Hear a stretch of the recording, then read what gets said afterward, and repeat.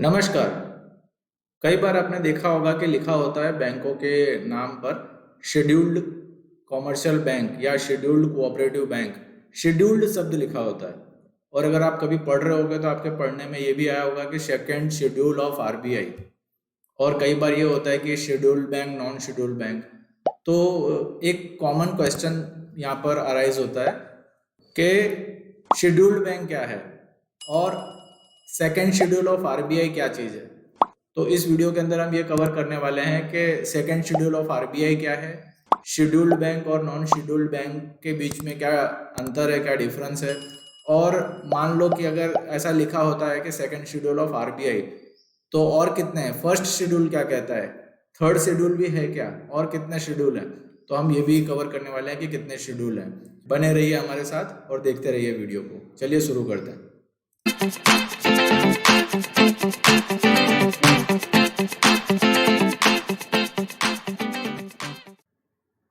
पहले एक basic question उठाते हैं कि कितने शेड्यूल हैं। अगर सेकंड शेड्यूल ऑफ आरबीआई ऐसा हम लिखा हुआ देखते हैं तो और भी होंगे ना, पहला होगा, दूसरा होगा, तीसरा होगा। तो हम देखेंगे कि कितने शेड्यूल हैं और ये शेड्यूल हैं तो कहाँ पर है, किस जगह पर दिए हुए हैं, ये हम जानेंगे। तो कहाँ दिए हुए हैं, तो वो दिए हुए हैं, ये जो शेड्यूल हैं ये दिए हुए हैं reserve bank of India act 1934 में दिए हुए हैं। तो चलिए इसके लिए ज़रा रिजर्व बैंक ऑफ इंडिया के एक्ट पर नज़र डालते हैं। तो ये रहा वो act, reserve bank of India act 1934। ये याद रखिए 1934 में एक्ट आया था और ये अभी लेटेस्ट अमेंड किया गया है 2019 में। आइए नीचे की ओर चलते हैं। देखिए ये है टेबल ऑफ कंटेंट, काफ़ी सारे सेक्शन है इसमें, ये रहे। देखिए इसमें क्या लिखा हुआ है, first schedule, second schedule, third schedule, repealed, fourth schedule, repealed, ये दोनों शेड्यूल हटा दिए गए हैं। तो अगर आपको कभी एग्जाम में आता है कि आरबीआई एक्ट 1934 में कितने शेड्यूल थे, तो 4 शेड्यूल थे, 4 में से 2 शेड्यूलों को हटा दिया गया है। तो अब कितने शेड्यूल रह गए हैं, there are only 2 schedule now. तो 2 शेड्यूल हैं।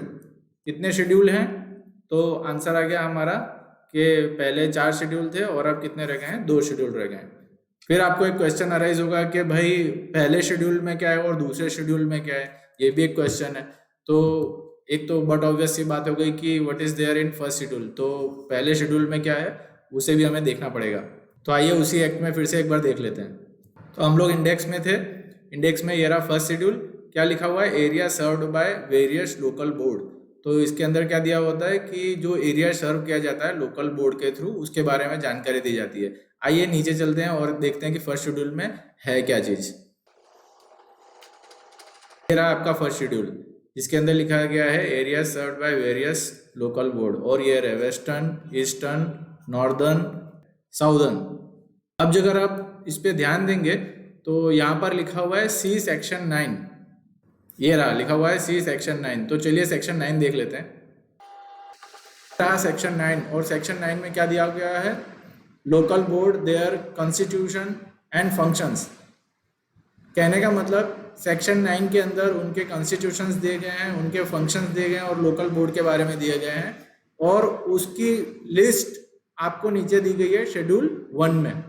ठीक है, और इजीली समझने के लिए हम अपने फिर से पीपीटी पर चलते हैं। ओके, तो अभी हमें पता चल गया कि क्या है फर्स्ट शेड्यूल में। तो फर्स्ट शेड्यूल में क्या है, फर्स्ट शेड्यूल के अंदर लिस्ट दी गई है एरियाज की जो कि लोकल बोर्ड के द्वारा सर्व किए जाते हैं। लोकल बोर्ड का काम किस में दिया हुआ है, सेक्शन 9 के अंदर दिया गया है कि लोकल बोर्ड क्या काम करते हैं, कौन कौन से फंक्शन करते हैं। तो आप सेक्शन 9 की तरफ जाएंगे तो आपको मिल जाएगा कि लोकल बोर्ड कौन कौन से हैं और वो कैसे कंस्टिट्यूट होते हैं और उनके फंक्शंस क्या हैं। और मैंने आपके लिए यहाँ पर एकदम ब्रीफली लिख दिया है कि उनका मेन पर्पस क्या है। लोकल बोर्ड जो होते हैं उनका मेन जो पर्पस है वो पर्पस होता है एडवाइस करने का सेंट्रल बैंक को, यानी कि आरबीआई को एडवाइस करने का उनका मेन पर्पस होता है लोकल मैटर्स को लेकर। और ये वहाँ की जो लोकल इंडिजीनियस बैंक होती हैं उनको रिप्रेजेंट करता है। और वो ये भी देखता है कि सेंट्रल बैंक यानी कि आरबीआई ने जो उनको फंक्शंस जो काम करने के लिए दिए गए हैं, जो काम उनको डेलीगेट किया गया है, वो अच्छे से परफॉर्म हो पा रहे हैं कि नहीं। तो इन सब काम के लिए लोकल बोर्ड को बनाया गया है और लोकल बोर्ड का जो एरिया है वो शेड्यूल 1 में दिया गया है। तो शेड्यूल 1 आई थिंक सबको क्लियर हो गया होगा कि शेड्यूल 1 में क्या है। ये जो लोकल बोर्ड्स होते हैं, ये लोकल बोर्ड्स का जो हेडक्वार्टर होता है वो अलग अलग जगह पर है। जैसे कि कोई अगर आपको क्वेश्चन आ जाता है कि लोकल बोर्ड है वो कहाँ कहाँ है, तो याद रखिएगा 4 लोकल बोर्ड है। एक मुंबई में है, एक कोलकाता में है, एक चेन्नई में है और एक न्यू दिल्ली में है, जो अलग अलग रीजन को रिप्रेजेंट करते हैं। ठीक है, तो ये तो बात हो गई हमारे शेड्यूल 1 की। अब देखते हैं कि शेड्यूल 2 क्या है, सेकेंड शेड्यूल ऑफ आरबीआई क्या बताता है। तो आप जब देखेंगे कि सेकेंड शेड्यूल ऑफ आरबीआई क्या है तो आपको पता चलेगा कि सेकेंड शेड्यूल ऑफ आरबीआई में क्या दिया गया है। तो सेकेंड शेड्यूल ऑफ आरबीआई में दिया गया है बैंकों की लिस्ट, बैंकों का नाम दिया गया है। ये है वो लिस्ट शेड्यूल बैंक की, जिसमें कि दिया गया है कि कौन कौन सी बैंक हैं, शेड्यूल्ड बैंक हैं। और ये लिस्ट है, एक लंबी सी लिस्ट है जिसमें शेड्यूल्ड बैंक की जानकारी दी गई है। तो कितनी बैंक हैं टोटल? 225 बैंक्स हैं। लिस्ट में कितनी बैंकें थी? 225 बैंकें हैं। अभी अक्टूबर महीने में क्या किया गया है, इस 225 की जो लिस्ट है सेकेंड शेड्यूल ऑफ आरबीआई की, इसमें से 6 बैंकों को बाहर निकाल दिया गया है। तो अब आपके पास टोटल 219 बैंक हैं सेकेंड शेड्यूल ऑफ आरबीआई के अंदर। अभी रिसेंटली ये न्यूज़ थी, इसमें से 6 पब्लिक सेक्टर बैंक को आरबीआई के सेकेंड शेड्यूल में से बाहर कर दिया गया है, एक्सक्लूड कर दिया गया है। कौन सी बैंकें थी वो बैंकें थी syndicate bank, oriental bank of India, oriental bank of commerce, United bank of India, Andhra bank, corporation bank and Allahabad bank. तो इतनी बैंक है जिनको बाहर कर दिया गया है। अब बट ऑब्वियस रीजन है कि इनको बाहर करने का एक ही रीजन था, वो था मर्जर। तो मर्जर के चलते ये बैंक क्या हुई है, बाहर चली गई है। बाहर चली गई मतलब लिस्ट में से चली गई है क्योंकि मर्ज हो गई है। ठीक है, तो अब लिस्ट में जो लिस्ट है वो है 219 की लिस्ट। इसके साथ साथ आपको एक और क्वेश्चन होता होगा कि ये जो बैंकें हैं 219, ये सेकेंड शेड्यूल ऑफ आरबीआई में दी हुई है, तो ये शेड्यूल बनता कैसे, क्या खास है इस शेड्यूल में, और बाकी की बैंकें अगर कोई है तो वो नॉन शेड्यूल बैंक है क्या? अगर नॉन शेड्यूल बैंक है तो इन दोनों के बीच में डिफरेंस क्या है, और क्या होता है कि बैंकें सेकेंड शेड्यूल ऑफ आरबीआई में आ जाती हैं, तो ये शेड्यूल बनता कैसे है और क्या होता है, इसको जानने के लिए हम फिर से जाएंगे अपने 1934 रिजर्व बैंक ऑफ इंडिया के एक्ट को फिर से एक बार देखते हैं। देखिए ये है लिस्ट और यहाँ पर लिखा हुआ है C section 42 and section 2E। तो हम पहले देखेंगे सेक्शन 2E को, फिर देखेंगे सेक्शन 42 को। ये है सेक्शन 2। सेक्शन 2 में क्या दिया हुआ है? सेक्शन 2 में दिया हुआ है डेफिनेशंस। तो अलग अलग डेफिनेशंस हैं। ये है 2E। 2E में शेड्यूल्ड बैंक की परिभाषा दी हुई है। Scheduled bank means a bank include in second schedule. तो हमने तो सेकेंड शेड्यूल पहले ही देख लिया था। तो ऐसी बैंकें जो सेकेंड शेड्यूल में दी हुई हैं वो सारी की सारी बैंक क्या हैं? Scheduled bank. तो ठीक है, ये तो हम समझ गए। अब हम जाके देखेंगे सेक्शन 42। तो सेक्शन 42 में क्या है? तो ये हम आ गए अपने सेक्शन 42 में। सेक्शन 42 में क्या दिया हुआ है? सेक्शन 42 में दिया हुआ है cash reserve of scheduled banks to be kept with bank. इसमें इस पर्टिकुलर सेक्शन के अंदर कैश रिजर्व की बात की गई है। तो लिस्ट हमने देख ली। लिस्ट में हमको क्या पता चला कि वो लिस्ट कहाँ से जनरेट हुई है? तो सेक्शन 42 और सेक्शन 2E से जनरेट हुई है। सेक्शन 2E में क्या है? सेक्शन 2E में दी गई है डेफिनेशन। सेक्शन 42 में दिया हुआ है cash reserve of scheduled bank to be kept with bank. Section 42 बताता है कैश रिजर्व से रिलेटेड। तो सेकेंड शेड्यूल ऑफ आरबीआई में जो भी चेंजेस हैं वो कैश रिजर्व से रिलेटेड चेंजेस हैं। इसको समझने के लिए जब हम उसकी डिफरेंसेस को देखेंगे तब हमको इजीली समझ पड़ जाएगा कि क्या है और किस तरीके से ये सेकेंड शेड्यूल बना हुआ है। दूसरी एक और चीज़ आपको दिमाग में आती होगी कि नॉन शेड्यूल्ड बैंक फिर कितनी है। तो ज़रा देखते हैं नॉन शेड्यूल्ड बैंक के बारे में। जब आप नॉन शेड्यूल्ड बैंक के बारे में देखोगे तो भी आपको शायद थोड़ा आइडिया आ जाएगा कि शेड्यूल्ड बैंक और नॉन शेड्यूल्ड बैंक में क्या डिफरेंस होता है। तो ये list of non scheduled bank. तो चलिए मैं आपको लिस्ट दिखा देता हूँ एक बार नॉन शेड्यूल्ड बैंक की। So this is the list of non scheduled bank. तो मोस्टली नॉन शेड्यूल्ड बैंक जो होती हैं वो होती हैं अर्बन कोऑपरेटिव बैंक। कब अपडेट करी गई थी? ये एकदम लेटेस्ट अपडेटेड है, 1 सितंबर 2020 को अपडेट की गई है। तो नॉन शेड्यूल्ड बैंक में कौन सी बैंक होती हैं? तो अर्बन कोऑपरेटिव बैंक्स होती हैं। आइए देख लेते हैं कितनी non scheduled urban cooperative banks हैं। टोटल 1485। तो इतनी हमारे पास टोटल नॉन शेड्यूल्ड बैंक हैं। अच्छा, नॉन शेड्यूल्ड बैंक मोस्टली कौन सी होती हैं? अर्बन बैंक्स होती हैं, अर्बन कोऑपरेटिव बैंक्स होती हैं, जो कि नॉन शेड्यूल्ड होती हैं। अब आपको बेसिकली आइडिया आ गया होगा कि नॉन शेड्यूल्ड बैंक कौन सी होती हैं। तो मोस्टली जो नॉन शेड्यूल्ड बैंक होती हैं वो दो तरीके से आप अलग कर सकते हो। पहला जो सबसे इम्पोर्टेंट तरीका होता है वो उसका ऑब्जेक्टिव होता है कि वो किस लिए स्टैब्लिश की गई है, उसका ऑब्जेक्टिव क्या है। और दूसरा होता है जो आपने देखा वो था रिजर्व्स। ठीक है, जब हम दोनों के बीच का डिफरेंस देखेंगे, शेड्यूल्ड बैंक और नॉन शेड्यूल्ड बैंक के बीच का डिफरेंस देखेंगे तो हमको और अच्छे से आइडिया आ जाएगा। तो चलिए दोनों के बीच का डिफरेंस देखते हैं। अब बात कर लेते हैं शेड्यूल्ड बैंक और नॉन शेड्यूल्ड बैंक के डिफरेंसेस की, कि दोनों में क्या डिफरेंसेस हैं। मैंने आपको पहले ही बताया कि जो दो मेजर डिफरेंसेस हैं वो तो पहला है ऑब्जेक्टिव और दूसरा है कैश रिजर्व से रिलेटेड।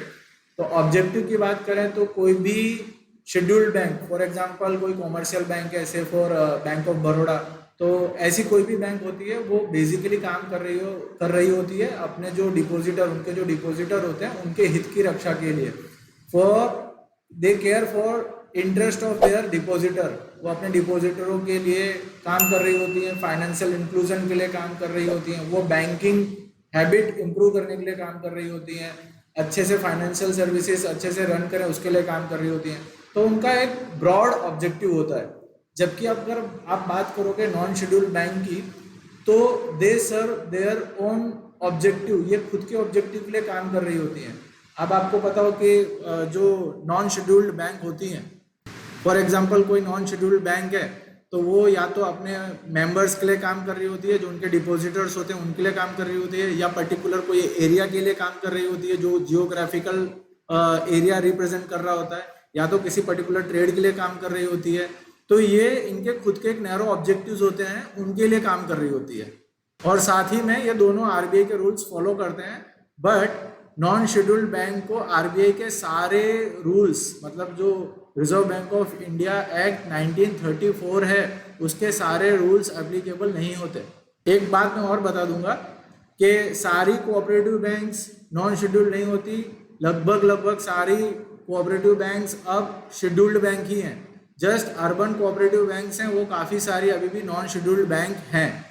तो अगर वो अपने ऑब्जेक्टिव्स को चेंज करती है या फिर अपने रिजर्व स्ट्रक्चर को चेंज करती है तो वो शेड्यूल्ड बैंक बन सकती है।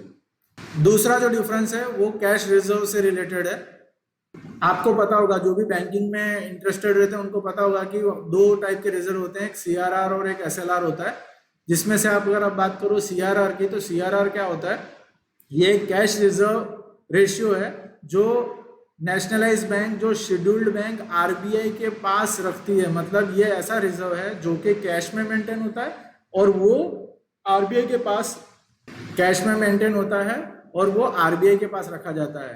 मतलब मान लो कि 3% सीआरआर है, तो 3% सीआरआर मतलब 3% टाइम डिपॉजिट और डिमांड डिपॉजिट का टोटल 3% कोई भी शेड्यूल्ड बैंक आरबीआई के पास पैसे रखेगी कैश फॉर्मेट में, आरबीआई के पास रखेगी, खुद के पास नहीं रखेगी, आरबीआई के पास रखेगी। ठीक है।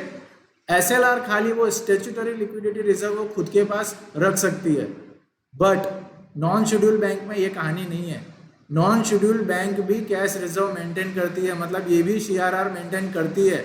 बट ये पैसा वो आरबीआई के पास मेंटेन नहीं करती है। ये पैसा वो आरबीआई के पास मेंटेन नहीं करती है, खुद के पास मेंटेन करती है। समझ आ गई पूरी बात? तो सीआरआर जैसे कि कैश रिजर्व है, तो शेड्यूल्ड बैंक कैश रिजर्व किसके पास मेंटेन करती है? आरबीआई के पास करती है।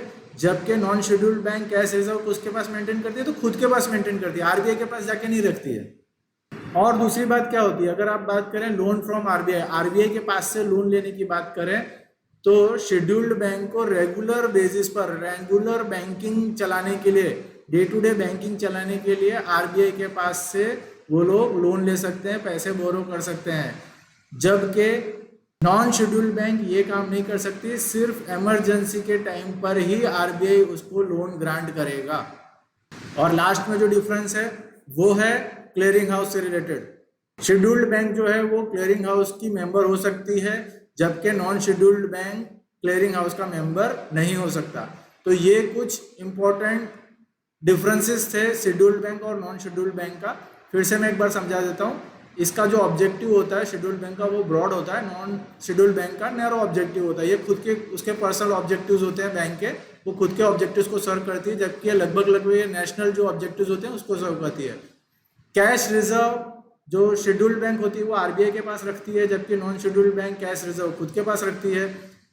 डे टू डे बिजनेस चलाने के लिए जो शेड्यूल्ड बैंक होती है वो आरबीआई के पास से लोन ले सकती है रेगुलर बेसिस पर, जबकि नॉन शेड्यूल्ड बैंक खाली इमरजेंसी के टाइम पर ही आरबीआई के पास से लोन ले सकती है।